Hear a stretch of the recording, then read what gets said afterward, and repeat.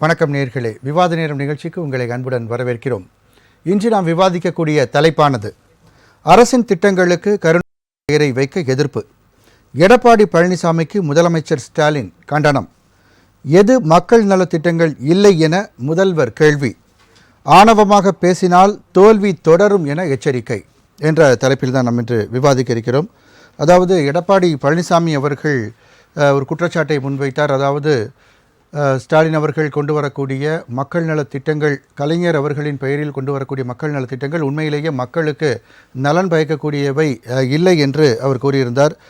அது மட்டுமல்லாமல் அவர்கள் கொண்டு வரக்கூடிய திட்டங்கள், கலைஞர் அவர்கள் பெயரில் கொண்டு வரக்கூடிய திட்டங்கள் அவரது அறக்கட்டளை சார்பாக நீங்கள் கொண்டு வர வேண்டும், மக்களுடைய வரி பணத்தில் அதை நீங்கள் கொண்டு வரக்கூடாது, அப்படி கொண்டு வருவதாக இருந்தால் கலைஞர் அவர்கள் பெயர் வைக்கக்கூடாது என்பது போன்ற தனது கருத்தை தெரிவித்திருந்தார். அது மட்டுமல்ல, ஸ்டாலின் அவர்களை பற்றி குறிப்பிடும் பொழுது திறமை பற்றி பேசுவதற்கு அவருக்கு உரிமை இல்லை, ஏனென்றால் அவருடைய தந்தையார் பெயரை வைத்துதான் இந்த பதவிக்கு அவர் வந்திருக்கிறார் என்பது போன்ற குற்றச்சாட்டுகள், அதே போன்று உதயநிதி ஸ்டாலின் அவர்கள் மீதும் குற்றச்சாட்டு, அவருக்கு என்ன தகுதி இருக்கிறது என்பது போன்ற கேள்விகளை அவர் வைத்திருந்தார். அதற்கு பதிலளிக்கும் விதமாக முதலமைச்சர் ஸ்டாலின் அவர்கள் பேசும் பொழுது எடப்பாடி பழனிசாமி அவர்கள் பதவிக்கு வந்ததற்கு ஒரு கரப்பான் பூச்சியை உதாரணமாக கூறி அவர் அதுபோன்றுதான் அவர் பதவிக்கு வந்தார் என்று கடுமையாக விமர்சனத்தை தெரிவித்திருந்தார். அது மட்டுமல்ல, 80 ஆண்டு காலம் மக்களுக்காகவே உழைத்த தமிழ்நாடு, தமிழுக்காக உழைத்த கருணாநிதி அவர்கள் பெயரை திட்டங்களுக்கு வைக்காமல் வேறு யார் பெயரை வைக்க முடியும், உங்களது பெயரை வைக்க முடியும் என்று எடப்பாடி பழனிசாமி அவர்களை பற்றி காட்டமான தனது கேள்வியை அவர் பதிவு செய்திருந்தார். எனவே நாங்கள் தொடர்ந்து செய்து வரும் மக்கள் நல திட்டங்கள் மக்களுக்கு அதிக பலனளிக்கும் விதமாகத்தான் இருக்கிறது. கலைஞர் நூற்றாண்டு நூலகமாக இருக்கட்டும், அதே போன்று கலைஞர் உயர் சிறப்பு மருத்துவமனையாக இருக்கட்டும், இதுபோன்று கலைஞர் மகளிர் உரிமை தொகையாக இருக்கட்டும், பல திட்டங்களும் மக்களுக்கு பலனளிக்கும் விதமாக இருக்கிறது என்று தனது பதிலில் அவர் தெரிவித்திருந்தார் முதலமைச்சர் ஸ்டாலின் அவர்கள். இது பற்றி தான் நாம் இன்று விவாதிக்க இருக்கிறோம். விவாதத்திற்கு செல்லும் முன் நமது விருந்தினர்களை வரவேற்போம். முதலாவதாக திமுகவின் முன்னாள் சட்டமன்ற உறுப்பினர் திரு இள புகழேந்தி அவர்களை வரவேற்போம். வணக்கம் சார். அனைவருக்கும் வணக்கம். அடுத்ததாக அதிமுக முன்னாள் சட்டமன்ற உறுப்பினர் டாக்டர் சமரசம் அவர்களை வரவேற்போம். வணக்கம் சார். வணக்கம். அரங்கில் நம்மோடு இணையும் அரசியல் விமர்சகர் திரு பார்த்திபன் அவர்களை வரவேற்போம். வணக்கம். வணக்கம். உயர்நீதிமன்ற வழக்கறிஞர் திரு ராமநாதன் அவர்களை வரவேற்போம். வணக்கம். திரு சமரசம் சார், எடப்பாடி அவர்களுடைய அந்த விமர்சனங்கள், அதற்கு ஸ்டாலின் அவர்களுடைய பதிலுரை, உங்களுடைய முதல் சுற்று கருத்தை சொல்லுங்க சார். இல்லைங்க, ராஜ் டிவி நேயர்களுக்கு இந்த நன்றி. ஒரு அரசாங்கம் யார் ஆட்சியில் இருக்கிறார்களோ அந்த நேரத்தில் செய்யக்கூடிய புதிய புதிய திட்டங்களுக்கு, நாட்டு நல திட்டங்களுக்கு அவரவர்கள் கட்சி, அவர்களுடைய தலைவர்கள் பெயர் வைப்பது சாதாரணமான விஷயம்தான். காமராஜர் இருக்கின்ற பொழுது, அண்ணா இருக்கின்ற பொழுது, இல்லை புரட்சி தலைவர், புரட்சி தலைவி, இல்லை கருணாநிதி அவர்களே இருக்கும் பொழுது கூட எப்படியெல்லாம் நடந்தது சாதாரண விஷயம். எதற்கு வைக்க வேண்டுமோ அதற்கு வைக்கணும், எல்லாத்துக்கும் வைக்கக்கூடாது. அவங்க எல்லாம் விளம்பரத்துல உயர்ந்தவர்கள் அல்ல, நாட்டு நல செய்து சேவை செய்து அதனால் உயர்ந்தவர்கள். இப்ப இருக்கிற நிகழ்ச்சியெல்லாம் விளம்பரத்தால உயர்ந்தவன் வாழ்க்கை நிரந்தரமாகாது என்பதை அவர் புரிந்து கொள்ள வேண்டும். விளம்பர ஆட்சியே எவ்வளவு காலத்திற்கு இது நடக்கும் என்று பார்த்தா, இது குருவிக்காரன் காடக்குருவியை தோல்ல துணிந்துட்டு வர சொன்னான், நீங்க கொஞ்சம் கொள்ளாவிக்கீங்க, முனியாண்டி விலாஸ் பக்கம் வந்துடுச்சு அப்படின்னு சொன்னானா. அது போல ஆட்டம் பாட்டம் இதெல்லாம் இன்னும் ஒரு கொஞ்ச நாளைக்கு தானே தவிர அதுக்கப்புறம் தொடர முடியாது. ஏன்னா எந்தெந்த பிரச்சனைக்கு அவர்கள் பெயர் வைக்கணும். கருணாநிதி பெயர் வைக்க கூடாதுன்னு நான் சொல்லலை, வைக்கலாம், தப்பு இல்லை. ஆனா எதற்கு? அவருடைய அறிவு, திறமை, அவர் செய்து கொண்டு வந்ததுனால அது என்ன, இது ஒரு குடும்ப ஆட்சி என்று தமிழ்நாடு முழுதும் நாங்கள் தான் கோலோச்சினோம் என்று பிற்காலத்தில் சொல்ல வேண்டும். இந்த ஆட்சி முழுதும் 3 வருஷ காலத்துல இவர் என்ன கொண்டு வந்தாரு, நாட்டுல எத்தனை வறுமை கோட்டு கீழே இருக்கிறவங்க மேல வந்திருக்கிறாங்க, என்ன திட்டங்கள் நாடு இவர்களை பாராட்டுது, அது பார்க்கணும். இங்க ஒண்ணு இல்லைங்க, நீங்க இந்த ஒரு மதுவிலக்கு சமாச்சாரம் என்ன ஆச்சு, விஷத்தாராயம் குடிச்சு ஒருத்தர் செத்து போனா 10 லட்சம் சொன்னார். மரத்திலிருந்து உருந்து சாகிறவா இல்ல மற்ற வகையில சாகிறவா எத்தனை 1 லட்சம் 2 லட்சம். விஷசாராயம் அருந்தி இருந்தால் 10 லட்சம் அப்படின்னா, இப்ப நாங்க போனோம், நானும் என்னுடைய நண்பர் வரதராஜ் என்ற ஒரு பொண்ணு பார்க்கறதுக்கு போனோம். அந்த இடத்துல அந்த பொண்ணுக்கார் சொல்றாங்க, அங்க மாப்பிள்ளையப்பா அதெல்லாம் எதிர்த்து குடிகிடி அது கூடாது பார்த்துங்கன்னு. அவன் விஷசாராயம் குடிச்சிருந்தாலே எங்களுக்கு கவலை இல்லைங்க, பரவாயில்லைங்க நீங்க பாருங்க அப்படின்னு சொல்லுவோம் அளவிற்கு அது வளர்ந்து விட்டது. நல்லது வளர வேண்டுமே தவிர கெட்டது வளரக்கூடாது சார். அதுக்காக மக்கள் நல திட்டங்களை பெயர் வைக்கக்கூடாது அப்படின்றது அது ஒரு விமர்சனமாக பார்க்கப்பட்டாலும் மக்கள் நல திட்டங்களே கிடையாது அப்படின்னு சொல்றது எப்படி அதை நீங்க பாக்குறீங்க சார்? பாருங்க, நாங்களும் பல காலம் ஆட்சியில் இருந்தோம். அவங்களால அதிக அளவு புரட்சி தலைவர் எம்ஜிஆர் இருக்கிறவர்களையும் கலைஞர் எட்டி கொடுப்பாங்க. அந்த முதலமைச்சர் கனவு கூட காண முடியாத போனதெல்லாம் உண்டு. அதெல்லாம் நினைச்சு பார்க்கிறோம். ஆட்சிக்கு வருவது மக்களுக்கு நாம என்ன செஞ்சோம் அப்படிங்கிறது முக்கியம். அது செய்யறோமா அப்படின்றது முக்கியம். எந்த திட்டங்கள் நிலைத்து நிற்குதுன்னு சொல்லணும். எந்த திட்டங்கள் இன்னைக்கு திமுக ஆட்சியை காப்பாற்றுவது கூட புரட்சி தலைவர் ஆட்சியை புரட்சி தலைவர் அம்மா எடப்பாடியார் கொண்டு வந்த திட்டங்கள் தான் இன்னும் கூட அவங்களை மக்கள் மத்தியில எதிர்த்து அவங்க காப்பாற்றிக்கிட்டு இருக்குது. நீங்க நீட் தேர்வு யார் நீட் தேர்வு கொண்டு வந்தாங்க? அப்ப இவங்க அங்க திமுக அங்கம் வகிக்கலையா, வரலையா? அந்த நீட் தேர்வு 7.5% எடப்பாடியார் கொண்டு வந்தது தான் இன்னைக்கு ஸ்டாலின் பெயர் கூட ஓரளவுக்கு நிக்குது அப்படிங்கிற அளவுக்கு இருக்குது. எடப்பாடியார் கொண்டு வந்த திட்டம் இது, வேற யாரும் இதை மறுத்துட முடியாது. நீங்க அம்மா திட்டம் போட்டாங்கன்னா சத்துணவு திட்டம் இதெல்லாம் எடுக்க முடியாத திட்டங்கள், மக்கள் மத்தியிலே நிலைத்த திட்டங்கள். அது போல என்ன செய்தி இதுலயும் இந்த 3 ஆண்டு காலத்துல மக்கள் மனதில் நிற்கக்கூடிய என்னென்ன திட்டங்கள் போட்டு சொல்லுங்க. நீங்க நீங்க ஒண்ணு இல்லைங்க, அரசாங்க ஊழியர்களை, காவல்துறைய சார் இப்போ கலைஞர்ல வரேன் சார். முதல் சுற்றுல குறிக்க வேண்டாம் இல்லை சார். இப்போ கலைஞர் மகளிர் உதவித்தொகையாக இருக்கட்டும், அதன் பிறகு அந்த உயர் சிறப்பு மருத்துவமனையாக இருக்கட்டும், இதெல்லாம் மக்களுக்காக தானே கொண்டு வந்திருக்காங்க சார். இதில் என்ன நீங்க மக்களுக்கு பலன் இல்லைன்னு நீங்க சொல்ல வரீங்க? வேற என்ன திட்டம் உங்களுக்கு கொண்டு வரணும்னு நீங்க நினைக்கிறீங்க சார்? இல்லைங்க, நிரந்தரமாக மக்களுடைய நல்வாழ்வுக்கு போட்ட ஸ்டாலின் அவர்கள் போட்ட திட்டம். இப்ப நான் ஸ்டாலினுக்கு எனக்கும் பகை இல்லை. நான் அவரை எல்லாம் நம்ம அரசியல் ரீதியாக நாங்க வரவேற்பு. நீங்களே பார்ப்பதற்கு நீங்க முதல் எம்ஜிஆர் அவர்கள் நண்பராக இருந்தாலும் பார்ப்பதற்கு கொஞ்சம் கருணாநிதி அவர்கள் போலதான் இருக்கீங்க. இங்கேருந்து பார்க்கும்போது அப்படிதான் இருக்கு. இல்ல அது வேறு விஷயம். நானும் எனக்கும் கலைஞருக்கு நேரடியான மோதல் வரும் உள்ள வெளியே 2 பேரும் தோல் மேல அவர் கை போட்டு தான் அவருடைய ஆபீஸ்லயும் போவாரு. நாங்க நட்பாவே இருந்தோம். எந்த அளவுக்கு எவ்வளவு பிரச்சனைகள் நாங்கள் சந்திச்சாலும் எங்களுக்குள்ள அரசியல் ரீதியாக சென்று எங்களுக்குள்ள பகை எந்த விதமான கொடுக்கல் வாங்கல் சொந்த கிடையவே கிடையாது. மக்கள் நல திட்டங்கள் நாங்கள் சொல்லுகின்ற வார்த்தையை கேட்டு மிக அருமையாக பேசினீர், மிக சரியாக சொன்னீர் என்று என்ன பாராட்டி தான் அவர் அழைச்சிட்டு போவாரு. 1 2 3 முறை அவர் பேச முடியாம வெளியே போயிட்டார். சந்தர்ப்ப அரசியல் அவரை பண்ணிச்சு. ஆனால் அதையும் நான் பெருசா குறையாக எடுத்துக்கல. இருந்தாலும் வாத பிரதிவாதங்கள் வரும்போது அதுல ஒரு ஒழுக்கம் இருக்கணும், அதுல ஒரு நேர்மை இருக்கணும். அவரை நான் எப்பவும் கருணாநிதினு கூட சொல்ல மாட்டேன், கலைஞர் என்று தான் சொல்லுவேன். ஏன்னா அது எங்களுக்கு எம்ஜிஆர் சொல்லி கொடுத்த பாடம்.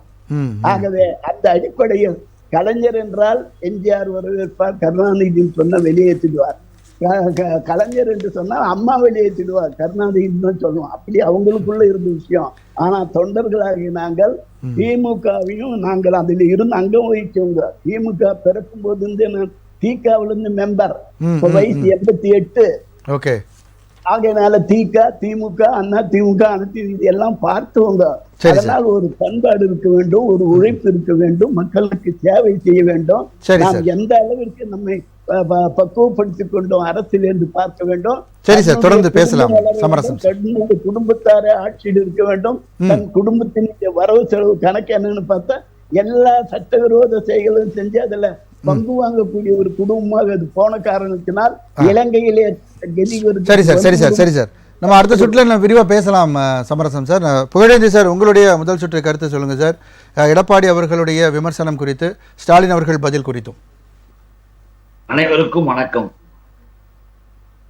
நாம ஒரு அரசு என்கின்ற பொழுது அந்த அரசினுடைய தலைமை தாங்குகின்ற முதல்வர் மக்கள் நலத்திட்டங்களை நிறைவேற்றுவதும் தான் தன்னுடைய அதிகாரத்தை புரிந்து அறிந்து அதற்காக செயல்படுவது என்பதும் மிக முக்கியமான ஒன்றாகும். நாம குறை சொல்லணும் குற்றம் சொல்லணும் அப்படின்றது இல்ல. இப்ப நீண்ட காலமாகவே எங்களுடைய தலைவர் அண்ணன் தளபதி மாண்புமிகு முதல்வர் அவர்கள் அழகாக சொல்லியிருந்தாங்க. எப்படி சொல்லியிருந்தாங்கன்னா, திமுகவை திட்டியே வயிறு வளர்ப்பவர்கள் கொஞ்சம் பேர், அது மட்டும் இல்ல, கழகத்தை விமர்சித்தால்தான் தங்களுக்கு அடையாளமும் முகவரியும் விளம்பரமும் கிடைக்கும் என்பதற்காகவே பேசக்கூடியவர்கள் இருக்கிறார்கள். அப்படி பேசக்கூடியவர்களாக இந்த எடப்பாடி அவர்கள் இன்றைக்கு திரிந்து கொண்டு இருக்கிறார் என்பதுதான் அதனுடைய அர்த்தம். முதலமைச்சர் அவர்களே ஒரு கரப்பான் பூச்சி போல அப்படின்ற விமர்சனம் பண்றதெல்லாம் அது எப்படி சார்? அது எதிர்கட்சி தலைவர் பின்னா எதற்காக அதை சொல்றாரு? அதை நல்லா புரிஞ்சு பார்த்துக்கணும். நீங்க ஒரு முதலமைச்சரை ஆவதற்குரிய தகுதியும் தரமும் என்பது உழைப்பு இருக்கணும், அனுபவம் இருக்கணும், மற்றவர்களை மதிக்கக்கூடிய திறன், எல்லா நிலையிலேயும் செயல்படுத்தக்கூடிய ஆற்றல் இருக்கணும். எந்த விதமான இதில் இவரை விட, என பேசிய நண்பர் அவர் சொன்ன மாதிரி, இவரை விட பெரிய சீனியர்கள்லாம் இருக்கக்கூடிய இடத்துல இவர் முதலமைச்சராக வரும்பொழுது கற்பான் பூச்சி மாதிரி வந்தாருன்னா, கற்பான் பூச்சி மாதிரி காலில் விழுந்து கையில விழுந்து ஏறி வந்தாருன்றது அதனுடைய மறைமுக பொருள். அதை நீங்க கேட்டதுனால சொல்லக்கூடிய ஒரு நிலை வந்தது. அதற்காக நான் உண்மையிலேயே மகிழ்ச்சி அடைகிறேன். ஒண்ணு நல்லா புரிஞ்சுக்கணும், எங்களுடைய தலைவர் அண்ணன் தளபதி அவர்கள், அவருடைய பணி, அவருடைய சிறப்பு என்பது எத்தனை ஆண்டு காலம் இந்த மொழிக்காகவும் இனத்திற்காகவும் ஜனநாயகத்தை காப்பதற்காகவும் வருடக்கணக்காக சிறைச்சாலை எல்லாம் போயிட்டு வந்தவரு. சும்மா இந்த எடப்பாடி மாதிரி எல்லாம் வந்தவங்க கிடையாது. அதே கேள்விதான் எடப்பாடி அவர்கள் வைக்கிறார். உதயநிதி அவர்கள் எந்த மிசால உள்ள போனாரா, அவர் என்ன தகுதி அடிப்படையில் வந்தார் அப்படின்னு கேட்கிறாங்க. மகளிருக்கான உரிமை தொகை கொடுப்பது என்பதில் இருந்து இன்னும் கூட கேட்டீங்கன்னா, குழந்தைகள் இருக்காங்க, கிராமப்புற பிள்ளைகள் படிக்கிறதுக்காகத்தான் முதலாகவே பேருந்துல இலவச பஸ் பாஸ கலைஞர் கொண்டு வந்தார். இன்னைக்கு கிராம பிள்ளைகள் எல்லாம் டவுனுக்கு படிக்கணும். அந்த பிள்ளைகள் படிப்பதற்கு அரசு பள்ளிக்கூடத்துல ஏன் சார் இப்ப நீங்க ஸ்டாலின் அவர்களுக்கு தகுதி இருக்குன்னு சொல்றீங்க, அவனா உதயநிதி அவர்களுக்கு என்ன தகுதி இருக்குன்னு சொல்லி எடப்பாடி அவர்கள் கேட்கிறாரு துணை முதலமைச்சராக வருவதற்கு. இந்த ஆண்டு நம்முடைய அரசு பள்ளிக்கூடத்தில் சேர்க்கை அதிகமாக இருக்கு, பிள்ளைகள் அதிகமாக சேர்றாங்க. ஏன்? அரசு பள்ளிக்கூடத்தில் படிக்கின்ற மாணவ மாணவிகள் கிராமப்புறத்துல ஏழை எளிய நடுத்தர குடும்பத்து பிள்ளைகளுடைய படிப்பை பார்க்கிற அரசு சார் இது. சரி சார், இப்போ எடப்பாடி அவர்கள் பல விஷயங்கள் எடுக்கிறார் சார். விழுப்புரம் கடல் நீர் குடிநீர் திட்டமாக இருக்கட்டும், அதே போன்று மீன்பிடி துறைமுக திட்டம், ஜெயலலிதா அவர்களுடைய பெயரில் இருக்கக்கூடிய அந்த மீன் பல்கலைக்கழகம், இது எல்லாமே பள்ளிக்கூடத்துல சார் புகழேன் சார், நான் பேசுறது உங்களுக்கு கேக்குதா? கொண்டு வந்தார் இல்ல புகழேன் சார், திட்டமா? இல்ல கரெக்ட் சார், நீங்க சொல்றீங்க. பட் இப்போ ஜெயலலிதா அவர்கள் பேரில் இருக்கக்கூடிய அந்த பல்கலைக்கழகமா இருக்கட்டும், அத்திக்கடவு அவிநாசி திட்டமா இருக்கட்டும், இது மாதிரி பல்வேறு திட்டங்கள் அதிமுக கொண்டு வந்த ஒரே காரணத்திற்காக கிடப்புல போட்டிருக்காங்கன்னு ஒரு குற்றச்சாட்டையும் வைக்கிறாரு. அதெல்லாம் ஒண்ணு இந்த பாருங்க, அதிமுக கொண்டு வந்தது என்பதில்ல, இவர்களுடைய தலைவியாக இருக்கிற முன்னாள் முதலமைச்சர் மறைந்த ஜெயலலிதா, அந்த அம்மையாருடைய பெயரிலே இவங்க வச்சாங்க அம்மா உணவகம் சொல்லிட்டு, அதை கூட இன்னைக்கும் நம்முடைய தலைவர் அதே பெயர்ல இன்னைக்கு நடத்திட்டு இருக்கிறாங்க. அதெல்லாம் நினைச்சு பார்க்கணும். நம்முடைய அரசாங்கத்தின் திட்டங்கள், இப்ப சிறைச்சாலைக்கு ஊழல் குற்றச்சாட்டு சொல்லி சுப்ரீம் கோர்ட்லயே தண்டனை கொடுக்கப்பட்ட முன்னாள் முதலமைச்சர் பெயர்ல இருக்கிற அம்மா உணவகத்தை கூட பேர் அப்படியே இருக்கட்டும் பரவாயில்லைன்னு சொல்லி வச்சு நடத்திக்கிட்டு இருக்கிறோம். இன்னைக்கு முத்தமிழறிஞர் கலைஞர் அவர்கள் பெயரில் நூலகம், அறிஞர் அண்ணாவின் பெயரில் நூலகம் இருப்பது போல முத்தமிழறிஞர் கலைஞரின் பெயரில் நூலகம். அவர் எழுதிய எழுத்துக்கள், அவருடைய படைப்புகள் எல்லாம் உலகத்தை சுற்றி வரக்கூடிய அளவுக்கு சிறப்புடையது. அதற்கு நூலகம் பெயர் அவருடைய பெயர் வைக்கிறாங்க. அவருடைய பெயர் வைப்பதான் எங்களுடைய தலைவர் மிக அழகாக சொன்னார். உங்க அறக்கட்டளையில இருந்து நீங்க பண்ணினீங்கன்னா வைக்கலாம் அப்படின்னு சொல்றாரு. சக்தி, நீங்க அறக்கட்டளையில இருந்து பண்ணினீங்கன்னா வைக்கலாம், ஆனா இது மக்களுடைய வரிப்பணத்துல வைக்கும் போது நீங்க வைக்க கூடாது அப்படின்னு அவர் எடப்பாடி அவர் ஒரு தமிழறிஞராக மட்டும், வெறும் அரசியல் கட்சியின் தலைவராக மட்டும், திமுகவின் தலைவராக மட்டும் இருந்தார்னா நீங்க சொல்றது வருது. ஆனால் 5 முறை தமிழ்நாட்டின் முதல்வராக, இந்த தமிழ்நாட்டில் பல்வேறு துறைகளுக்கு உயிர்ப்பு தரக்கூடிய திட்டங்களை கொண்டு வந்த கலைஞர். சும்மா இவங்க மனசாட்சிக்கு தெரியும், ஏதோ இங்க பேசணுன்றதுக்காக குறை சொல்லணுன்றதுக்காக சொல்லக்கூடாது. நம்முடைய தலைவர், அதாவது நம்முடைய முதல்வர் அவர்கள், அவருடைய தலைவர் கலைஞருடைய பெயரை வைப்பது பொருத்தமாகவும் சரியாகவும் முறையாகவும் செய்வது, இதுல என்ன தவறு? சீமான் அவர்கள் கூட இதே கருத்தை தான் வலியுறுத்தி இருந்தாரு. அதாவது சிலைகள்லாம் நிறைய இடங்கள்ல வைக்க போறாங்க, அதே வஉசிக்கு ஒரு சிலை இருக்கா, ஆனா இப்ப கலைஞர் அவர்களுக்கு எல்லா பக்கமும் சிலை வைக்க போறாங்க.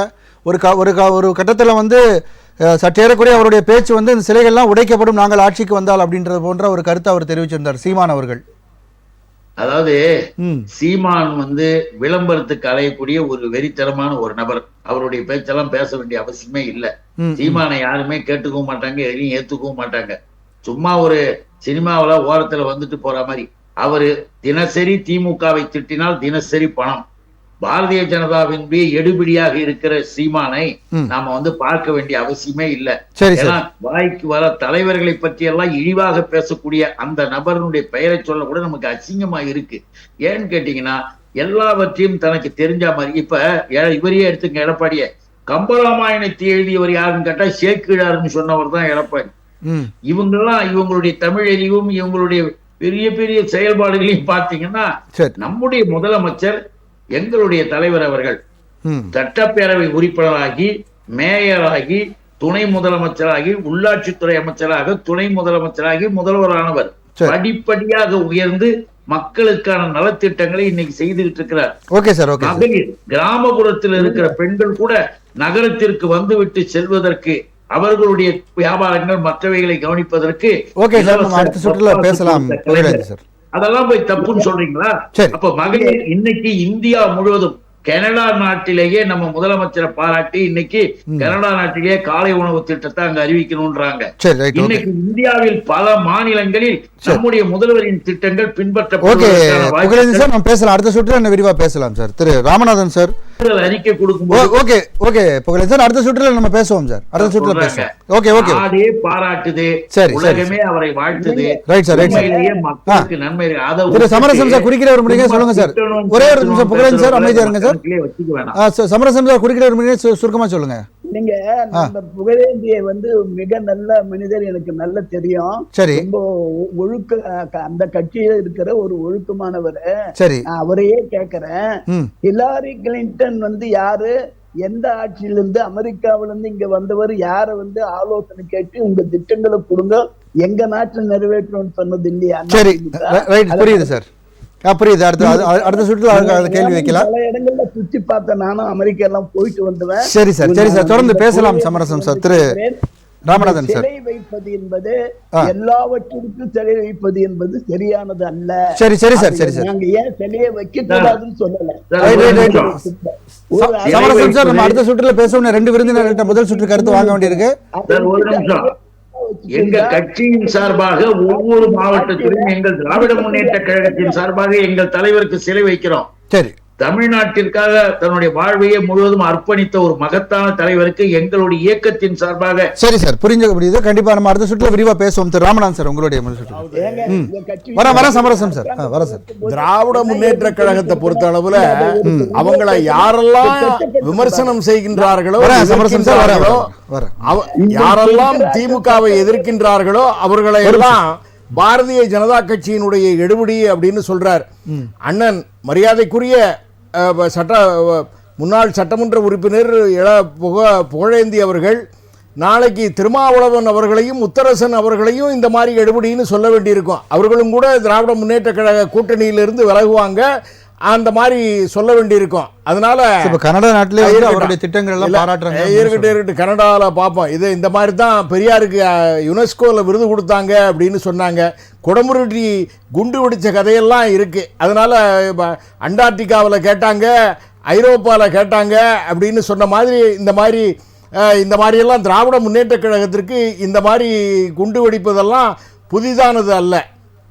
இப்போ காங்கிரஸ் அரசாங்கம் இவ்வளவு ஆண்டுகள் மத்தியில் ஆட்சியில் இருக்கும்போது எல்லா திட்டங்களுக்குமே நீங்கள் பார்த்தீங்கன்னா நேருவினுடைய பெயரை வைப்பாங்க, இந்திரா காந்தி அம்மையாருடைய பெயரை வைப்பாங்க, ராஜீவ்காந்தியினுடைய பெயரை வைப்பார்கள். அப்படித்தான் அநேகமாக கிட்டத்தட்ட ஒரு 95% திட்டங்களுக்கு பெயரை வைப்பார்கள். இந்த அரசாங்கம் வந்ததற்கு பின்னால் தான், பாரதிய ஜனதா கட்சி அரசாங்கம் வந்ததற்கு பின்னால் தான் பிரதம மந்திரி பெயரால், அதாவது நரேந்திர மோடியின் பெயரால் அல்ல, பிரதம மந்திரியின் பெயரால் திட்டங்கள் அறிவிக்கப்பட்டிருக்கின்றன. வல்லபாய் பட்டேல் அவர்களுடைய பெயரால் திட்டங்கள் அறிவிக்கப்பட்டிருக்கின்றன. அடல் பிஹாரி வாஜ்பாய் அவர்களுடைய பெயரால், அதாவது எல்லா திட்டத்தையும் அந்த மாதிரி கட்சியினுடைய தலைவர்கள் பேரில் அறிவிக்கப்படுவதில்லை. அதுதான் காங்கிரஸ் அரசாங்கத்தினுடைய வழக்கம். அதனுடைய கூட்டணி கட்சியாக இருக்கக்கூடிய இன்றைக்கு திராவிட முன்னேற்ற கழகம் எல்லா திட்டங்களையும் கலைஞருடைய பெயரால் அறிவிக்கின்றாங்க அப்படின்னு சொன்னால் ஏன் நீங்கள் வந்து கலைஞர் நூலகம் இங்கே மெட்ராஸில் வச்சீங்க? அப்படி அது கூட என்ன அப்படின்னு சொன்னால் 5 ஆண்டுகள் வேற எந்த கிளை நூலகங்களுக்கும் பணம் ஒதுக்காமல் அந்த பணத்தை எல்லாம் மொத்தமாக ஒதுக்கி ஒரு பெரிய நூலகத்தை நீங்கள் கட்டுறீங்க. கலைஞர் நூலகம் சென்னையில் இருக்குது அப்படின்னு சொன்னால் மதுரையில் உள்ள நூலகத்திற்கு நீங்கள் இன்றைக்கி விருதுநகர் மாவட்டத்திற்கு பெருந்தலைவர் காமராஜர் அவர்களுடைய மாவட்டத்திற்கு போகிறீங்க. பெருந்தலைவர் கல்வி கண் திறந்த காமராஜருடைய பெயரால் நீங்கள் ஒரு திட்டம் இன்றைக்கி கலைஞர் நூலகம் அப்படின்னு அறிவிச்சிங்கன்னா மகிழ்ச்சியாக தென் மாவட்ட மக்களே மகிழ்ச்சி அடைவாங்க. எவ்வளவோ திட்டங்கள் பெண்ணுரிமைக்கு குரல் கொடுத்த நீங்கள் பாரதியார் பேரில் கற்பு நெறி என்று வைத்தால் அதை ஆணுக்கும் பெண்ணுக்கும் பொதுவில் வைப்போம்னு பாரதியார் பேரை வைக்க மாட்டேங்கன்னு சொன்னால் உங்களுடைய மூத்த முன்னோடி திராவிட இயக்கத்தினுடைய முன்னோடி பாரதிதாசன் பெயரில் அந்த பாரதிதாசன் பெயர்லையோ பட்டுக்கோட்டை அழகிரி பெயர்லையோ நீங்கள் கலைஞர் உரிமை தொகை திட்டம் அப்படின்னு வைக்கலாம். இப்படி பல திட்டங்களுக்கு இந்த மருத்துவமனை அப்படின்னு சொன்னால் ராமசாமி முதலியார் லட்சுமிசாமி முதலியார்லாம் மிகப்பெரிய சாதனைகளை செய்தவர்கள். அவர்கள் பேரில் நீங்கள் ஒரு திட்டத்தை தொடங்கலாம். இந்த மாதிரியெல்லாம் பல திட்டங்களை பலர் அதை உங்கள் திராவிட இயக்கத்தினுடைய முன்னோடிகள் பேர்லேயே நீங்கள் வந்து தொடங்கலாம். பட்டுக்கோட்டையார் கம்யூனிஸ்ட் சித்தாந்தத்தை தமிழுக்காகவும் தமிழ் மக்களுக்காகவும் வாழ்ந்த கலைஞர் அவர்கள் பேரில் வைக்காம அப்படின்னு சொல்லி எடப்பாடி அவர்களை ஒரு வார்த்தை சொல்லி அவங்க உங்கள் பேர்லேயே வைக்க முடியும்னு அவர் கேள்வி எழுப்புறாரு. இல்லைங்க, தமிழுக்காகவும் தமிழ் மக்களுக்காகவும் முன்னெல்லாம் ஒன்றும் கலைஞர் ஒன்றும் பெருசாக ஏதோ கதைவசனம் எழுதினார். கதைவசனம் எழுதியதில் அவர் வந்து அந்த கதைவசனம் எழுதியதில் அவர் வந்து பொருளீட்டினார். அதில் மேடையில் நல்லா பேசினாங்க, ஆட்சியை பிடிச்சாங்க. அவங்க என்ன பெரிய தமிழுக்காக என்ன பெரிய தொண்டாற்றி விட்டார்கள். இதில் வந்து கனடா நாட்டிலிருந்து வந்தாங்க, ஐரோப்பியிலிருந்து வந்தாங்க. எதையுமே தமிழ்நாட்டிற்காக எந்த திட்டத்தையும் நீங்கள் வீராணம் திட்டம் கலைஞர் ஆட்சி காலத்தில் கடலூர் அண்ணன் மாவட்டம் புகழேந்தி அண்ணன் மாவட்டத்திலிருந்து வீராணம் திட்டம் கலைஞர் அவர்கள் கொண்டு வந்தாங்க. சக்ஸஸ் பண்ண முடிஞ்சுதா? சென்னைக்கு குடிநீர் கொண்டு வரக்கூடிய திட்டம் எதையுமே பெரிய பெரிய குழாய் நீங்கள் ஒரு 40 வருஷத்துக்கு முன்னால் 30 வருஷத்துக்கு முன்னால் பார்த்தீங்கன்னா பெரிய பெரிய குழாயில் மக்கள் குடியிருக்கக்கூடிய அளவுக்கு தான் இருந்தது. அதை வந்து நிறைவேற்ற முடியலை அந்த திட்டத்தை. அம்மா அவர்கள் ஆட்சிக்கு வந்ததற்கு பின்னால் தான் அந்த திட்டம் புதிய வீராணம் திட்டம் என்று கொண்டு வந்து கடலூரிலிருந்து சென்னை மாவட்டத்திற்கு தண்ணீர் கொண்டு வரக்கூடிய திட்டத்தை நிறைவேற்றினார். அதே போல் அங்கே கிருஷ்ணாநதி நீர் திட்டம், அங்கே சென்னைக்கு குடிநீர் கொண்டு வரக்கூடிய திட்டம் தெலுங்கு கங்கை திட்டம் அப்படின்னு சொன்னால் அந்த தெலுங்கு கங்கை திட்டத்தை தமிழ்நாட்டில் கிருஷ்ணாநதி நீர் திட்டம் அப்படின்னு சொல்கிறாங்க. அதை எம்ஜிஆர் அவர்கள் தான் கொண்டு வந்தாங்க. அதை போல எந்த விதமான திட்டங்களையும் வளர்ச்சி திட்டங்களையும் கலைஞர் ஆட்சியில் திராவிட முன்னேற்ற கழகத்தினுடைய ஆட்சியில் கொண்டு வந்ததே கருத்தா இருக்கு. கண்டிப்பாக தொடர்ந்து பேசலாம். திரு பார்த்திபன் சார், உங்களுடைய முதல் சுற்று கருத்தை பதிவு பண்ணுங்க சார். அதாவதுங்க, மறைந்த தலைவர்களுடைய பெயர்களிலே பேர் வைப்பது, கல்லூரிகளுக்கு பெயர் வைப்பது, பல திட்டங்களுக்கு பெயர் வைப்பது, அவர்களை போற்றுகின்ற விதமாக சிலைகள் வைப்பது என்பது பன்னெடுங்காலமாக மன்னர்கள் காலத்தில் இருந்தே அது நடைமுறை பழக்கத்திலே இந்தியாவிலே மட்டுமல்ல உலகிலே இருக்கிறது. இந்திய திருநாட்டுக்கு சுதந்திரத்தை பெற்றுக்கொண்ட மகாத்மா காந்தி அவருடைய சிலை இந்திய மக்களால் போற்றப்படும் என்பதை தாண்டி உலக அரங்கிலே கிட்டத்தட்ட 50க்கு மேற்பட்ட நாட்டுகளிலே அகிம்சை என்ற கொள்கையை முன்னிறுத்தி சுதந்திரம் பெற்றார் என்ற காரணத்திற்காக அவருடைய சிலைகள் உலகில் 50 நாடுகளுக்கு மேற்பட்ட இடங்களில் இருக்கின்றது. பல கல்லூரிகளிலே பெயர் இருக்கின்றது, பல தெருக்களுக்கு பெயர்கள் இருக்கின்றது. அதற்கு அடுத்த நிலையில் இந்தியாவுக்கு வருகின்ற பொழுது பண்டித ஜவஹர்லால் நேரு அவர்கள் இறந்ததற்கு பின்னாலே புதிதாக மும்பையில் இருக்கக்கூடிய துறைமுகத்துக்கு பண்டித ஜவஹர்லால் நேரு பெயர் கிட்டத்தட்ட ஒரு 50 ஆண்டுகளுக்கு முன்னாலே பெயர் சூட்டப்பட்டு இன்றளவும் இருந்து கொண்டிருக்கிறது.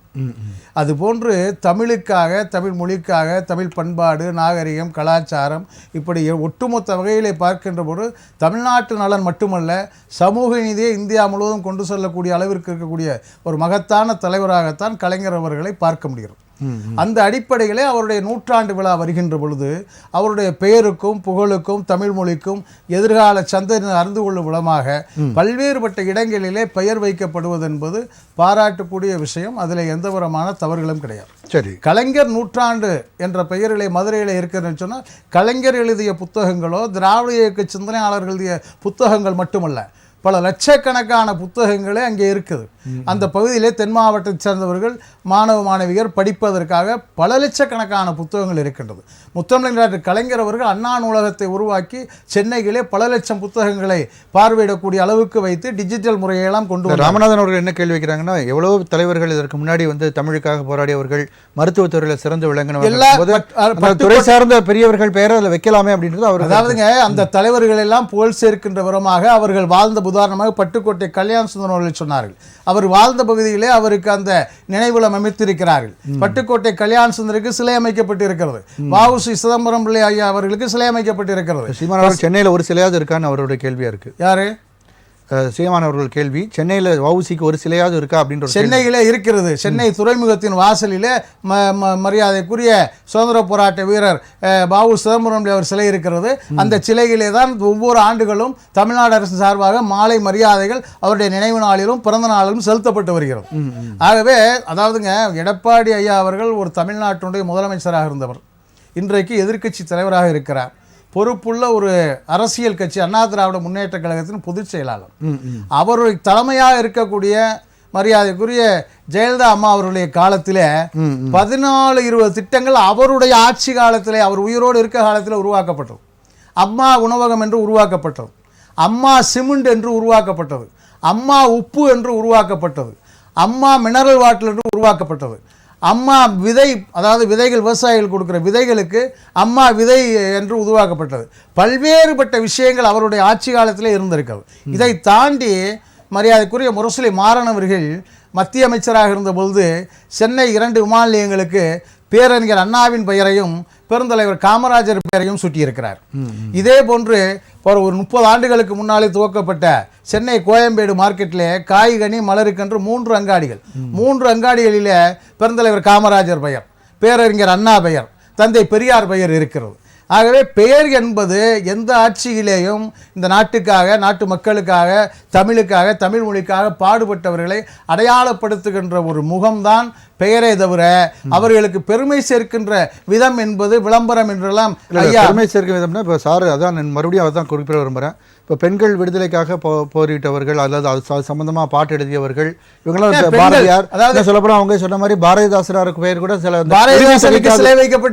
உரிமை தொகைக்காக அந்த பெயர் வச்சிருக்கலாமே அவருடைய கேள்வி. திராவிட முன்னேற்ற கழக ஆட்சியிலே தான் தமிழ் மொழிக்காக பாடுபட்ட அத்துணை தலைவர்களுக்கும் நினைவாலயம் அமைக்கப்பட்டிருக்கிறது. இன்றைக்கு எட்டயபுரத்தில் இருக்கக்கூடிய பாரதியார்களுடைய இல்லம் புதுப்பிக்கப்பட்டு இருக்கிறது. வருடந்தோறும் மாவட்ட ஆட்சித்தலைவர், அமைச்சர்கள் அங்கே செல்கிறார்கள். இங்கே சென்னையில் இருக்கக்கூடிய இடத்திலும் இந்த நிகழ்வு நடைபெறுகிறது. திராவிட முன்னேற்ற கழக ஆட்சியிலே தான் தமிழுக்காக, தமிழ் மொழிக்காக பாடுபட்டவர்களுக்கு சிலை அமைப்பது, நினைவு இல்லங்கள் அமைப்பதெல்லாம் உருவாக்கப்பட்டது அவருடைய காட்சியிலே தான். வள்ளுவர் கோட்டத்திலே துவங்கி இன்றைக்கு கன்னியாகுமரியிலே காமராஜருக்கென்று ஒரு மணிமண்டபம் அமைக்கப்பட்டிருக்கிறது. ஒரு மிகப்பெரிய திருக்குறளை, இன்னைக்கு உலக பொதுமுறையாக இருக்கக்கூடிய திருக்குறளை போற்றுகின்ற வகையில் திருவள்ளுவருக்கு உலகம் போற்றுகின்ற அளவிலே சிலை வைக்கப்பட்டிருக்கிறது திராவிட முன்னேற்ற கழக ஆட்சியிலே. ஆகவே திராவிட முன்னேற்ற கழக ஆட்சி என்பது வாழ்ந்த தலைவர்களை நினைவுபடுத்துகிறது. உதாரணமாக செவாலியார் சிவாஜி கணேசன் அவர்களுக்கு கூட சென்னையிலே ஒரு சாலை அமைக்கப்பட்டிருக்கிறது. கவியரசு கண்ணதாசன் அவர்களுக்கு கூட சென்னையிலே ஒரு சிலை வைக்கப்பட்டிருக்கிறது. ஏன் இன்னும் சொல்ல போனால் விமர்சனத்துக்குள்ள ஆகுவது இப்போ எல்லா பக்கமும் சிலை வைக்க வேண்டும், கலைஞர் அவர்களுக்கு சிலை வைக்க வேண்டும் என்பதும், கடலுக்கு நடுவில் நாங்கள் பேனா வைப்போம் அப்படின்னு சொல்றதெல்லாம் விமர்சனத்துக்குள்ளா இருக்கு. இதுதான் வந்து அதாவது அதாவதுங்க கண்ணகி, அதாவது நம்ம பீச் ரோட்டில் கண்ணகியின் சிலையிலே சிலை இருக்கிறது. எதற்காக? கண்ணகி மதுரையிலே இந்த செயலை செய்தார் என்பதை அடையாளப்படுத்துவதற்காக, எதிர்கால சந்தனை அறிந்து கொள்வதற்காக. அதுபோன்று எதிர்கால சந்தனையினர் ஒரு மிக விவேகானந்தருக்கு ஒரு மண்டபம் அமைத்து இருக்கிறது. அப்போது விவேகானந்தருடைய சிந்தனைகள், விவேகானந்தனுடைய நிலைப்பாடுகள் இன்றைக்கு கிட்டத்தட்ட ஒரு 100 ஆண்டு காலங்களுக்கு மேலே பேசப்பட்டு வருகிறது. அப்படி ஒரு விவேகானந்தர் நினைவாலயம் அங்கே இல்லாமல் இருந்தால் விவேகானந்தர் என்பவர் யார் என்கிற கேள்விக்குறி வரும். அது போன்று இன்றைக்கு சென்னையிலே கடற்கரையிலே அப்படிப்பட்ட ஒரு நிலைப்பாடை அமைக்கிறார்கள் என்று சொன்னால் கலைஞருடைய புகழும் பெருமைகளும் அவர் இந்த தமிழ் சமூகத்துக்கு ஆற்றியிருக்கக்கூடிய செயல்பாடுகள் எதிர்கால சந்ததிக்கு தெரிய வேண்டும் என்பதுதானே தவிர இது வந்து கட்சியின் அடிப்படையிலேயோ அவரை வந்து ஒரு செய்ய வேண்டும் ஏதாவது ஒரு காரணத்துக்காகவோ அல்ல. கலைஞருடைய செயல்பாடுகள் மக்களுக்கு தெரிய வேண்டும், எதிர்கால சந்ததி அறிந்து கொள்ள வேண்டும். அந்த அடிப்படையில் அவர் 100ஆண்டு விழா வந்த காரணத்தினாலே, ஏன் அண்ணா திராவிட முன்னேற்ற கழக ஆட்சியிலே எம்ஜிஆர் அவர்கள் 100ஆண்டு விழா நடந்த போது மாவட்டம் முழுவதும் எம்ஜிஆர் 100ஆண்டு விழா நடத்தப்பட்டது. திரு சமரசம் சார், ஸ்டாலின் அவர்கள் பேசும்போது இந்த மாதிரி தொடர்ந்து எடப்பாடி அவர்கள் ஆணவமாக பேசினால் தோல்வி தொடரும் அப்படின்ற ஒரு எச்சரிக்கை துணியோட பேசியிருக்காரு. அதை பத்தி நீங்க என்ன நினைக்கிறீங்க சார்? நீங்க நம்ம பார்த்திபன் அவர்கள் மிக அழகாக சிலைகள் வைக்கப்பட்டு தமிழ்நாட்டில் இருக்கிற சிலைகளை பற்றி அவர் முழுமையான பல விஷயங்களை சொன்னார். எத்தனை சிலை வைப்பதில் என்னென்ன சதி நடந்தது என்பது அவருக்கு தெரியாது. திராவிட முன்னேற்ற கழகம் மாநகராட்சியை கையெழுத்து பிறகு முதலில் காமராஜருக்கு சிலை வைக்க வேண்டும் என்று பேரறிஞர் அண்ணா அவர்கள் விரும்பினார். காமராஜருக்கு சிலை காங்கிரஸ்காரன் வைக்கவில்லை, அண்ணாதான் வைத்தார் சென்னையிலே. அது உலக விஷயம், அவருக்கு தெரியணும், அது வச்சுக்கணும். அது காரணம் நேரு கூப்பிட்டாங்க. நேரு சொன்னாரு, உயிரோடு இருக்கிற சிலை வைக்கிறது நான் வரத்துக்கு விரும்பல, ஆனாலும் காமராஜருக்கு வர்றேன்னார். என்ன உள்ளடக்கம்னா, உயிரோடு இருப்பவர்களுக்கு சிலை வைத்தால் அவர்கள் விரைவில் இறந்து விடுவார்கள், அந்த ஆட்சி போயிடும், அது தனக்கு வரும். அண்ணாவுக்கு சிலை வைக்கிறது கருணாநிதி முயற்சி செஞ்சது என்ன? யாரு செஞ்சாங்க? உலக தமிழ் மாநாடு நடக்கும் போது அண்ணாவுக்கு சிலை வைக்கிறது இருந்துச்சா? அந்த குழுவுல இருந்ததா? நான் அதுல இருந்தவன், அந்த நேரத்துல இருந்துவேன், அங்க இருந்துவேன். அந்த நேரத்துல எப்படியாவது அண்ணாவுக்கு சிலை வைக்க வேண்டும், அது எம்ஜிஆர் தலையில, ஏன்னா அவர் செலவு பண்றாரு, அவர் பேர்ல போட்டுடணும். அண்ணாவின் பதவியேற்று எவ்வளவு குறுகிய காலத்துல அவர் போகணும், அந்த இடத்துல அண்ணன் எப்ப போவோம், தம்பி அங்க உட்காரலான்ற மாதிரி சதி செஞ்சு பண்ண வைக்கிறோம். அதையும் கற்பனை கதையெல்லாம் பேசும்போது கற்பனையே கிடையாதுங்க. நான் எதுக்கும் ப்ரூவ் பண்ணுவேன், சட்டம் மூடத்தனமாக பேசுறத முதல்ல நிறுத்துங்க. அண்ணாவின் வழியில வந்துட்டு சிலையை வச்சா செத்துருவாங்கன்னு சொன்னதெல்லாம் கதையை நம்பிக்கிட்டு பேசுறீங்க. இல்லைங்க, இதுதான் பேசுங்க. அப்படியே அவர் நடந்துச்சு.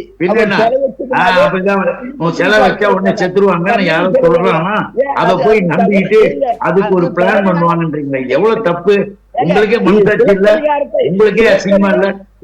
சிலப்பதிகாரத்தை ஐயாவுக்கு சிலை வச்சு ஐயா அதுக்கு பிறகு எத்தனை 50 ஆண்டு காலம் 60 ஆண்டு காலம் ஐயா உயிரோட இருந்தாங்க. சிலை வச்சா மறு வருஷம் செத்துருவாங்கன்னு யார் சொன்னது உங்களுக்கு? யாரோ சொன்னாங்கன்னா அதை நம்பிக்கிட்டு நீங்க ஒரு கதை எழுதுறீங்க, ஒரு டைலாக் எழுதுறீங்க. தப்பு. அண்ணா அவர்களுக்கு அன்னைக்கு மக்கள் திலகம் எம்ஜிஆர் அவர்கள் விரும்பி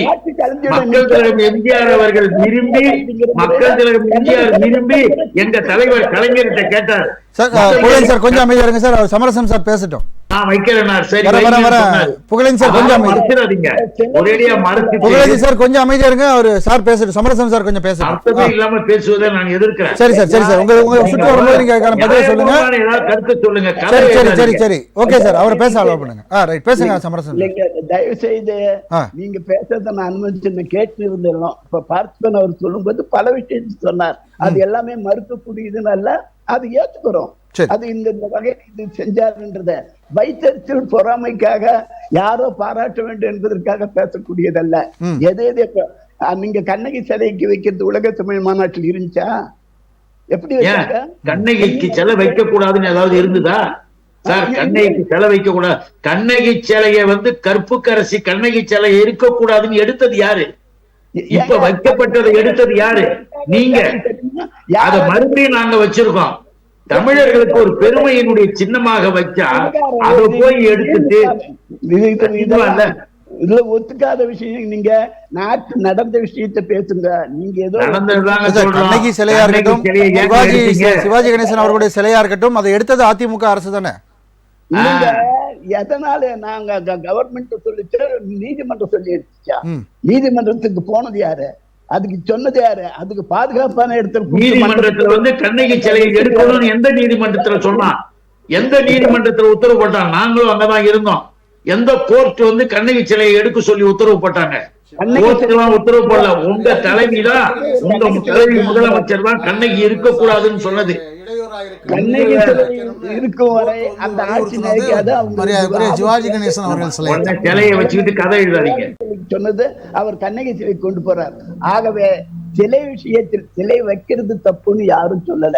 ஆனா எதுக்கு வைக்கணும், எப்ப வைக்கணும், இவங்க பேரு தான் நினைக்கணும், இவங்கதான் ஆட்சி செஞ்சாங்க, இவங்களுக்கு தான் அந்த இதுன்னு சொல்ற மாதிரி எல்லாம் இருக்கக்கூடாது. சரி, நியாயமா எது எது வைக்க வேண்டுமோ அதுக்கு இல்ல சார். சமரசம் சார், அவர் கேள்வி வச்சிருந்தேன். இப்ப ஆணவமாக பேசினால் இந்த தோல்வி உங்களுக்கு தொடரும் அப்படின்னு எடப்பாடி அவர்களை பார்த்து ஸ்டாலின் சொல்றாங்க. சவுண்ட் வருவீங்க இல்ல, ஆணவமாக பேசினால் இந்த தோல்வி தொடரும் அதிமுகவுக்கு அப்படின்னு ஸ்டாலின் சொல்றாரு. நீங்க அவருக்கு அதாங்க கெட்ட காலம் நெருங்கிட்டே இப்படிதான். அவருக்கு தன் தலையில தானே மணல் வாரி பூச்சிக்கிறது. ஒரு முதலமைச்சராக இருக்கிறவர் ஆணவமா பேசினா அக்கறமா பேசினா அவர் பேசலாமா? அப்படியே இவங்க ஒருத்தர் சொன்னா அது நாங்க இந்த காரணத்திற்காக இப்படி வைக்கிறோம்னு சொல்லணும். ராமநாதன் சார் பல விஷயத்த நல்ல விஷயங்களை சொன்னார், அதெல்லாம் வரவேற்கிறோம். நாங்களே அதை சொல்லக்கூடியது அவங்க சொல்றாங்க, பார்த்திபன் ராமநாதன் சார் சொல்றாங்க, நாங்க வரவேற்கிறோம் பல விஷயத்த. ஆனா இப்படி எதுக்கு எடுத்தாலும் தன் குடும்பமா அங்க இருக்கணும். மற்ற ஏங்க பெருந்தலைவர் காமராஜர் என்ன பண்ணார்? கருணாநிதி பெருந்தலைவர் காமராஜர் ஒன்றிய தலைவர்கள் பூரா பெருந்தலைவர் பெருந்தலைவர் என்ற பேர் என்ன? திமுக ஒன்றாக இருக்கும் போது எம்ஜிஆர் எல்லாரும் ஒன்னா இருக்கும் போதுதான் பெருந்தலைவர் காமராஜருக்கும் நீங்க இந்த போய் எதை வந்து கம்பேர் பண்றீங்க? காமராஜரை குறைத்து யாரும் மதிப்பிடவே இல்லை. அதெல்லாம் ஏங்க அவரு காமராஜருக்கு எவ்வளவு பெரிய மரியாதை கொடுத்தோம் தெரியுங்களா? கலைஞர் பேரு எல்லா விஷயத்துக்கும் டபுள் டபுள் டபுள். அதான் நீங்க கதை எழுதுறீங்க, நல்ல கதை. நான் சமரசம் சார் நீங்க இதை விமர்சனம் பண்றீங்க. ஆனா ஒரு குற்றச்சாட்டு வைக்கப்பட்டது, அதிமுகவும் கூட எம்ஜிஆர் அவர்களோட பேர் வைக்காம எல்லாத்துக்குமே அம்மா அவர்கள் பேர் தான் வைக்கப்பட்டது. அவரை கைது செய்ய முடியாதுன்னாரு, கைது செய்ய முடியாதுன்னாரு. சரி, ஓகே. அதிகாரிகள் வந்து ஆட்சியே போனாலும் பரவாயில்லை, பெருந்தலைவர் காமராஜரை கைது செய்ய மாட்டேன்னு சொன்ன கலைஞர். சரி சரி சரி சமரசம் சார், நீங்க வந்து கொஞ்சம் அமைதியா இருங்க சார். சமரசம் சார், இப்போ அதிமுக ஆட்சி காலத்துல கூட அம்மா அவர்கள் பெயர் தான் வைக்கப்பட்டது, எம்ஜிஆர் பெயர்கள் அதிகமாக பயன்படுத்தப்படவில்லை என்ற ஒரு குற்றச்சாட்டு வைக்கப்படுகிறது. உங்களுடைய பார்வை? இல்லைங்க, புதிய திட்டங்களை போடும்போது நிரந்தர திட்டங்களாக இருக்கின்ற பொழுது அதற்கு தலைவர்களுடைய அந்த கட்சியினுடைய பெயரை அப்ப கலைஞர் பெயர் வைக்கிறது மட்டும் எடப்பாடி அவர்கள் ஏன் குற்றம் சொல்றாரு? அப்போ இல்ல, எடப்பாடியார் கூட எல்லாத்தையும் சொல்லல, அதுவே வேலை. நீங்க 3.5 வருஷத்துல கலைஞர் பெயரால் என்னென்ன நடந்திருக்குது, ஆட்சியில என்ன நடந்திருக்குது, ஆட்சியில எத்தனை வறுமை கோட்டு கீழே இருக்கிறவங்க கணக்கெடுத்து பாருங்க, போய் படிச்சு பாருங்க. எடப்பாடி ஆட்சியா செய்தாரு. ஏங்க இன்னைக்கு இருக்கிறதுல ஆட்சி, இன்னைக்கு இருக்கிற அரசியல் கட்சி தலைவர்களே எடப்பாடியார் முதன்மையானவர். ஐயா, இந்த மாதிரி காமெடி பண்ணாதீங்க. ஒவ்வொரு காலம் ஒவ்வொருத்தருக்கு.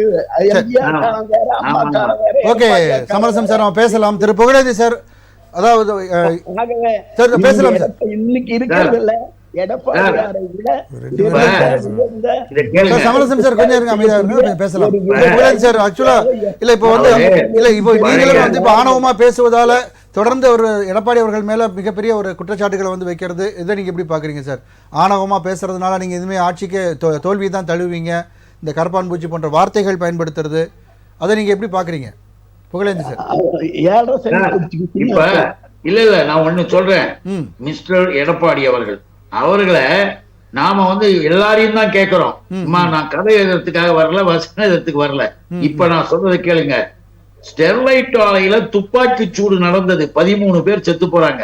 ஒரு மாநிலத்தினுடைய முதலமைச்சரை மறுநாள் ரிப்போர்ட்டர்ஸ் கேட்கும் போது எனக்கு தெரியாது, நான் டிவியை பார்த்து தான் தெரிஞ்சுக்கிட்டேன்னு சொன்ன எடப்பாடி வந்து ஒரு முதலமைச்சரா இருக்கிற தகுதியவே இழந்தாரு. அதெல்லாம் வந்து நீங்க எல்லாம் கதை சொல்லி பதில் சொல்லுங்க. ஏங்க ஒரு முதலமைச்சருக்கு தெரியாம ஒரு துப்பாக்கி சூடு நடக்குமான்றது உங்க அனுபவசாலியான உங்களுக்கு தெரியாதா? ஷூட்டிங் ஆர்டர் கொடுக்கறதுக்கு முந்தி நீ என்ன பண்ணிருக்கணும்? 13 பேர் செத்து போறாங்க, இவர் உட்காந்துக்கிட்டு நான் டிவியில பார்த்து தெரிஞ்சுக்கிட்டேன்னு சொன்ன ஒரு நபர் வந்து முதலமைச்சரா இருக்கிறதுக்கே தகுதி இல்லாமல் இருந்தாருன்றத முதல்ல புரிஞ்சுங்க. அதுக்காகத்தான் நம்ம சொல்றோமே தவிர, இன்னைக்கு கூட பாருங்க நம்முடைய முதலமைச்சர் அவர்கள் இன்னைக்கு அவர் சொல்லி இருக்கிறது என்ன? இவர்களுடைய பேச்சும் இவர்களுடைய செயலும் என்பது தமிழ்நாட்டு மக்கள் ஒரு காமெடியன் மாதிரி அவரை பாக்குறாங்க. அப்படிதான் நிலைமை போயிடுச்சு. எடப்பாடிக்கு விளம்பரத்துக்கு அலையிறாரு. இன்னொன்னையும் சேர்த்து சொல்லுங்க, தமிழ்நாட்டுல இப்ப நடந்துகிட்டு இருக்கிற மாணவர்களுக்கு இன்னொன்னு தெரியுங்களா? அரசு பள்ளி மாணவர்களுக்கு நீ பேருந்துல அவர் வந்து விட்டதும் நீங்க செஞ்சது கிடையாது. ஏழை எளிய மகளிர் நன்மை செய்யறதையும் நீங்க கண்டுகிட்டது கிடையாது. நீங்க காலை உணவு திட்டமும் உங்களுக்கு தெரியாது. இன்னைக்கும் இப்பயும் சொல்ற மெடிக்கல் காலேஜ் மருத்துவ கல்லூரியில அரசு பள்ளி மாணவர்கள் மேலே வந்து படிப்பதற்கு 7.5% ஒதுக்கியது அரசு பள்ளியில கலைஞர். நம்முடைய தலைவர் சொல்லும்போது இதை கேட்டுங்க சார். எடப்பாடி உங்க அதிமுக எடப்பாடியும் அதிமுகவும் கோர்ட்டுக்கு போய் தடுத்தீங்க. தடுத்த பொழுதும் கோர்ட்ல வாதாடி வெற்றி பெற்று இன்னைக்கு 300 மாணவர்கள் மெடிக்கல் காலேஜ்ல போல இந்த நாட்டு மக்களுக்கு பிள்ளைகளுடைய கல்வி, எல்லா சமூக மக்களும் கல்வி பெறுவதற்காக இன்னைக்கு அவர் தாங்க திட்டம் போட்டு எல்லாம் செயல்படுத்தினாரு. எடப்பாடியை உட்கார வச்சுட்டு அதிகார மட்டத்தில் இருந்தவர்களும் மேல டெல்லியில உட்கார்ந்து இருந்த கும்பலும் ஆட்சி நடத்துச்சு. எடப்பாடி ஒரு முதலமைச்சராகவே நடந்துக்கல என்பதை நீங்க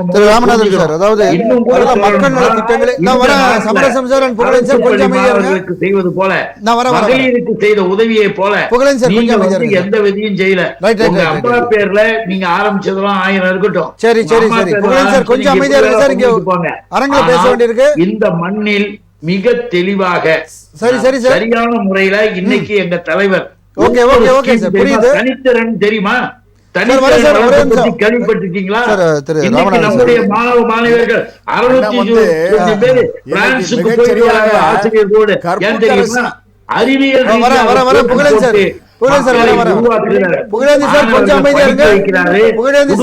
நல்லது செய்யறாரு. மறந்து விட்டு ஒண்ணு சம்பந்தமே இல்லாம நீங்க இந்த மாதிரி கதை எழுதி இன்றைய ஆட்சி என்பதை போல பொற்கால ஆட்சி என்னைக்கு கிடையாது. இந்தியா டுடேல நேற்றைக்கு எடுத்த ஆய்வு என்ன தெரியுமா?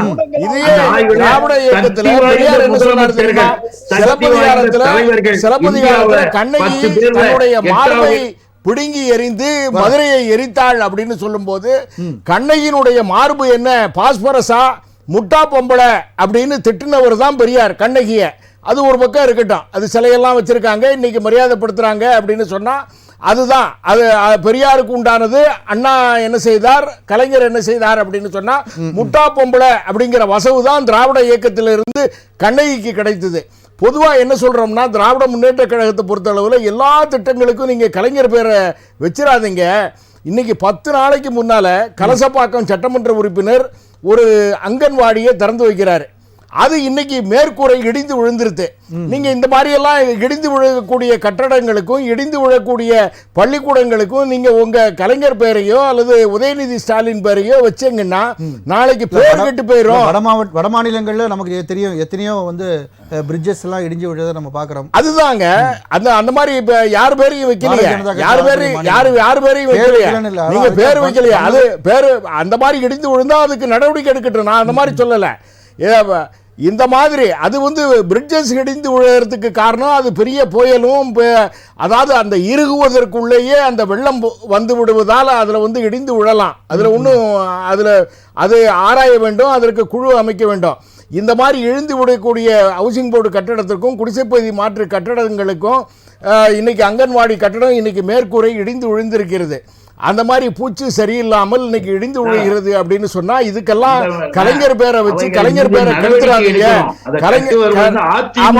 அந்த மாதிரி எல்லாம் கெடுத்துறாதீங்க அப்படின்னு தான் அண்ணன் சொன்னாரு. நிறைய செலவு வச்சாங்க அப்படின்னு சொன்னாங்க. சில அவருக்கு வச்சாரு இவருக்கு வச்சாரு அப்படின்னு சொன்னா நாங்க பொதுவா என்ன சொல்றோம்னா, ஏதாவது நடைமுறையில் நீங்கள் செயல்படுத்தக்கூடிய திட்டங்களுக்கு இன்னைக்கு வள்ளுவர் பேரை வைக்கலாம். வள்ளுவருக்கு செலவு வச்சோம் அப்படின்னு சொன்னா நடைமுறையில் உள்ள திட்டங்களுக்கு வள்ளுவர் பெயரை வைக்கலாம், வஉசியினுடைய பெயரை வைக்கலாம், பெருந்தலைவர் காமராஜர் பெயரை அண்ணன் கரெக்டாக சொன்னார்.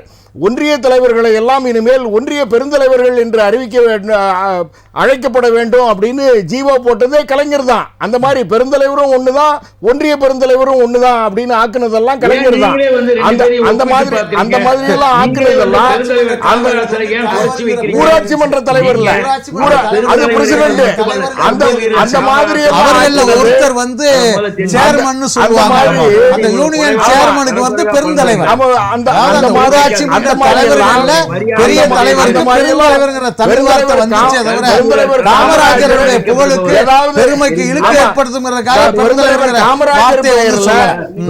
காமராஜர் பெயர்ல நீங்க ஏதாவது இன்னைக்கு விருதுநகர் மாவட்டத்திற்கு நம்முடைய தமிழ்நாட்டினுடைய காமராஜர்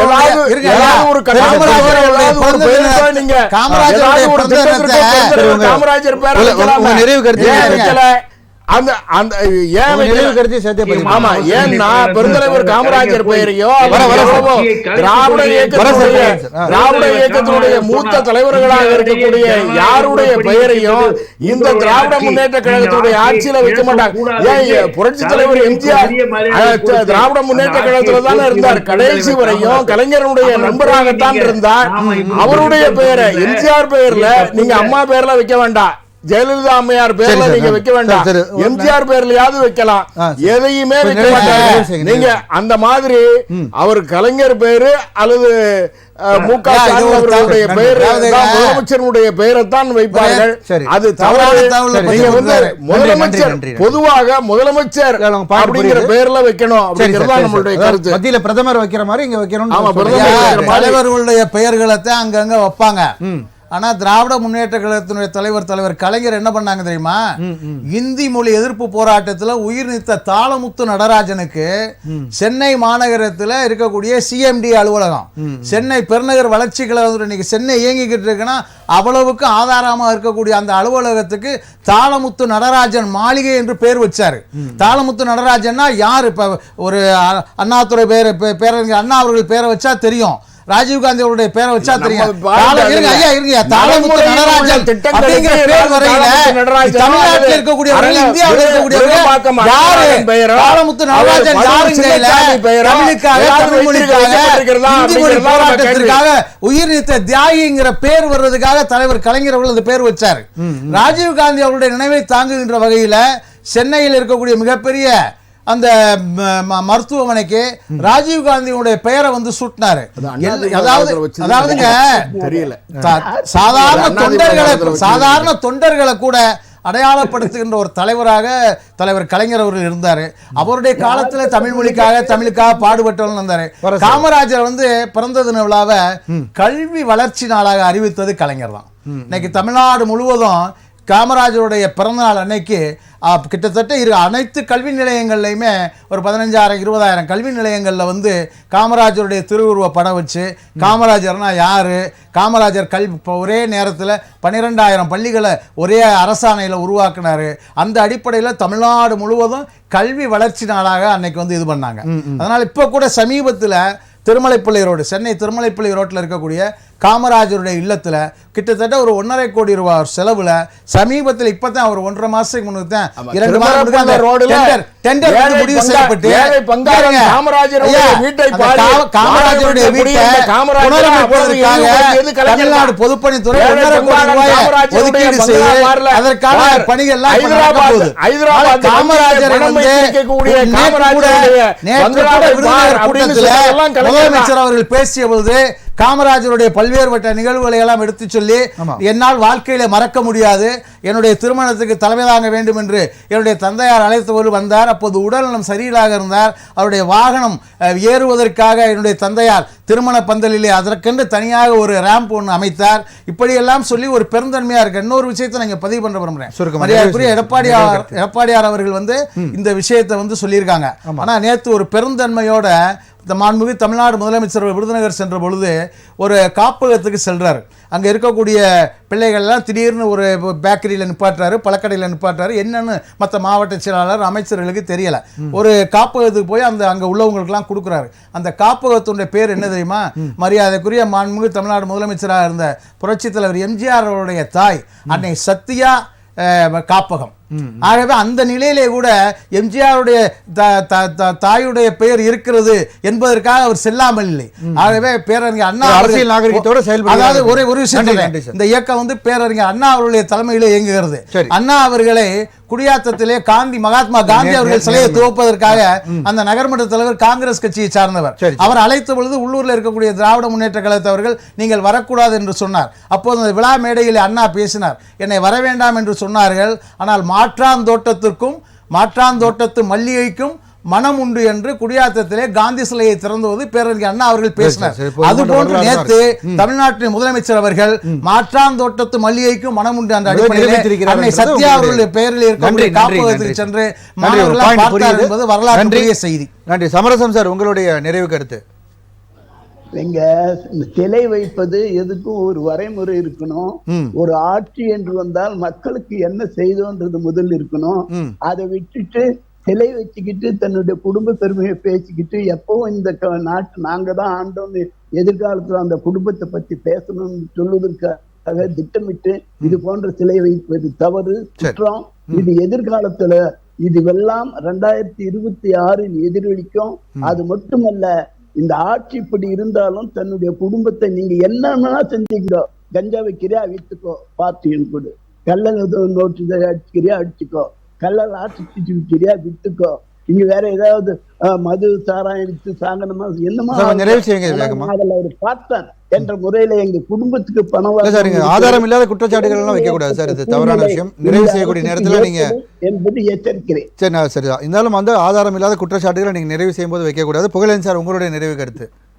என்னுடைய நிறைவு கருத்தாக சொல்வது எல்லாம் இருக்குது சார், ரைட். எல்லாத்துக்கும் சரி சரி சரி. என்னுடைய நிறைவு கருத்தாக நான் சொல்ல விரும்புவது, ம். இந்த விவாதங்களின் அடிப்படையில் மிக சிறப்பான கருத்துக்கள் இங்கே எடுத்து வைக்கப்பட்டு நம்முடைய முதல்வர் அவர்கள் எப்படியெல்லாம் எல்லோருக்காகவும் அனைவருக்கும் அனைத்தும் என்கின்ற திராவிட மாடல் அரசில் இருக்கிறார் என்பதே இங்க வந்து எல்லாருக்கும் புரியுது. அந்த வகையில நான் இங்கே குறிப்பிட விரும்புவது, எல்லோரையும் மதிக்கக்கூடிய ஒரு முதலமைச்சராக இருக்கின்ற அவரை இங்க இருக்கக்கூடிய எடப்பாடி அவர்கள் தரக்குறைவானவும் மலிவான முறையிலும் இப்ப பேசினாங்கல்ல, அப்படி இல்லை இப்படி இல்லைன்னு சொல்லி இப்படிப்பட்ட பேச்சுகள் எல்லாம் தவிர்த்து விட்டு நல்ல விதமாக அவர் செய்து கொண்டிருக்கின்ற செயல்களையும் முதல்ல புரிஞ்சுக்கணும்.